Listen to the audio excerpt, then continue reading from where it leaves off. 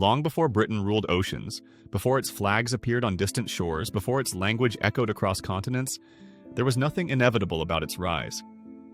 There was no prophecy, no divine plan, no ancient destiny written into the soil. There was only a small, cold, uncertain island at the edge of the world, shaped by fear, hunger, storms, and survival. To understand how the British Empire was born, you must first understand how weak Britain once was, and how deeply that weakness shaped the way it learned to think. The island that would one day be called Britain was never meant to be powerful. It had no vast plains like China, no mighty rivers like the Nile or the Indus, no easy access to continental trade routes. Winters were harsh, weather was unpredictable, crops failed often. Communities lived in isolation, separated by forests, marshes, and rivers. Life was local, difficult, and fragile. Survival was never guaranteed, and this constant uncertainty created a population that learned early to adapt or disappear. The earliest inhabitants were Celtic tribes scattered across the land. They were skilled fighters and farmers, but deeply divided. Loyalty was tribal, not national. Each group defended its own territory and fought neighboring tribes for land, cattle, and honor. There was no idea of unity, no shared vision of power. Britain, at this stage, was not a country. It was a collection of small worlds, each struggling to survive on its own. This division made the island vulnerable. When the Roman Empire arrived in the 1st century, it did not see a rival. It saw an outpost. Rome conquered parts of Britain, built roads, towns, forts, and walls, and imposed order. For the first time, the island experienced centralized administration, taxation, and infrastructure. But Britain was never the heart of Rome. It was distant, expensive, and difficult to control. When Roman legions withdrew in the early 5th century, they left behind stone buildings and broken systems. Order collapsed almost overnight. What followed was chaos. Without Roman protection, Britain became expulsed. From across the North Sea came new invaders, Angles, Huns, and Jutes. They arrived not on foot, but by boat. They settled along coasts and rivers, pushing inland, fighting, absorbing, and reshaping the population. Over time, their language and culture dominated. England was born, but not as a unified kingdom. It emerged as multiple small kingdoms, constantly fighting each other. Power shifted through war, marriage, and betrayal. Stability was rare and temporary. Then came the Vikings. For generations, Viking ships appeared suddenly on the horizon. Fast, silent, terrifying. They attacked monasteries, villages, and towns, looted wealth, killed or enslaved people, and vanished back into the sea. These raids were not just violent, they were psychological. No wall was high enough. No warning came early enough. The sea became a source of fear. The English learned, painfully, that danger did not always come from land. It came from water. This lesson mattered more than any victory or defeat. Slowly, defensively at first, the English began to think about coastal protection, river defenses, and early naval responses. They learned that survival required awareness beyond the horizon. You had to look outward, not just inward. This was not ambition yet. It was instinct. The Norman conquest of 1066 reinforced this reality. William of Normandy did not invade England with overwhelming numbers. He planned carefully, crossed the Channel at the right moment, and struck decisively. England fell not because it was weak in spirit, but because it was strategically unprepared. Once again, the sea had delivered both threat and transformation. Under Norman rule, England became more centralized. Feudal systems strengthened. Castles rose across the land. But England was still insecure. Its rulers now held lands in France, tying English politics directly to continental conflicts. Wars with France became constant.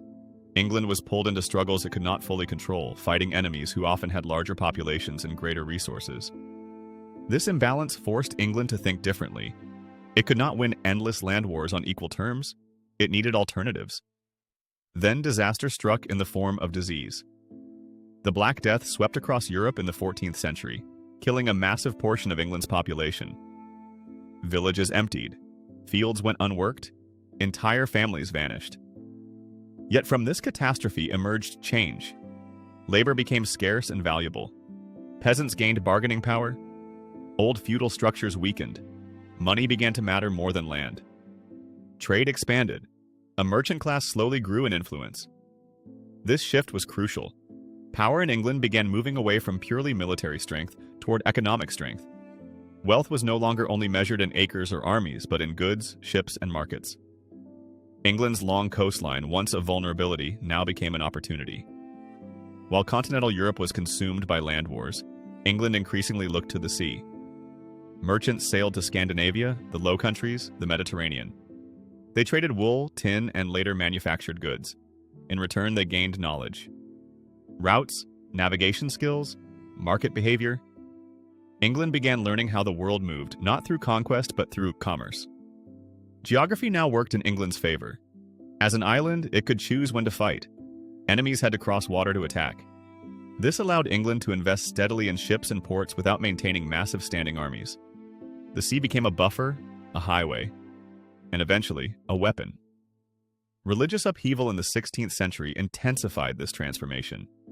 When England broke from the Catholic Church under Henry VIII, it isolated itself from powerful Catholic empires like Spain. Suddenly, England faced existential threat. Survival depended on strength at sea. Shipbuilding accelerated. Naval tactics evolved. Speed, maneuverability, and firepower became priorities.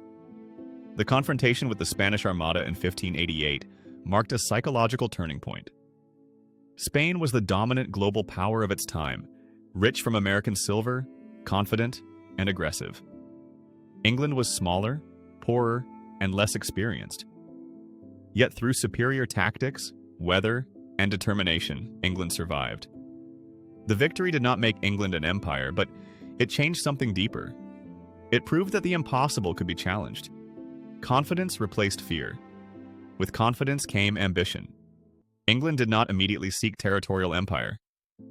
Instead, it pursued trade. Carefully, strategically. Trading companies were formed, backed by charters, investors, and limited state support. The East India Company was born not as a governing authority, but as a commercial enterprise. Its goal was profit, not rule. This distinction defined the British approach for decades. English ventures overseas often failed. Early colonies in North America struggled. Settlers starved. Supplies ran out. Leadership collapsed. But England did something unusual for the time. It treated failure as information. Each collapse revealed lessons about distance, governance, logistics, and local conditions. Instead of abandoning the idea, England refined it. This slow, experimental approach shaped a unique imperial mindset. Britain did not always conquer directly. It negotiated. It allied. It divided local powers. It inserted itself into existing systems rather than replacing them outright. This required patience, planning, and long-term vision. It was not dramatic, but it was effective. By the early 18th century, when England and Scotland united to form Great Britain, the foundations were firmly in place. A powerful navy, expanding trade networks, financial institutions capable of funding long-distance ventures, a political system that balanced monarchy, parliament, and private enterprise. Britain had learned how to project power without constant occupation. Most importantly, Britain had developed a belief system.